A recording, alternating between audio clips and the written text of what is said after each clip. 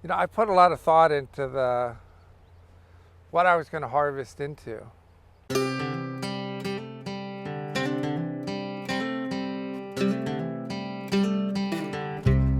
And one of the primary tools I use is this tote. But it took me a while to find it because I have 14-inch paths, and most totes seem to be too wide at the bottom. And so if I'm next to really tight stuff, you know, radishes or baby greens especially, then the tote actually will sit, you know, in the bed, or you know, you need some space, especially if you're using a greens harvester and you're dumping it out, you're dragging it along. You need some space to put it down. So everything I was finding like 15, 16 inches on the bottom. And this is actually 13 and a half, or actually maybe 13. So it fits in there perfectly, right against the lettuce and right on the edge of the bed. And it's indestructible. You know, we've run a few over with carts, but they just snap right back and last forever.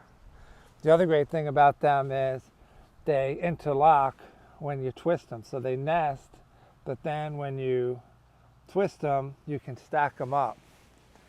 And so when the harvest gets ahead of us, we just stack them up with no tops and stick them in the cold room all stacked up with arugula, spinach, cress, whatever,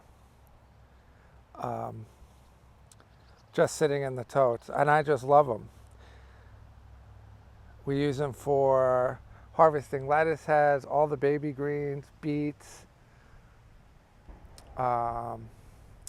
bunch things like chard and kale, you know, big bunch spinach. We use it for rhubarb, broccoli, all of that stuff. That's what we use it for, all around the farm.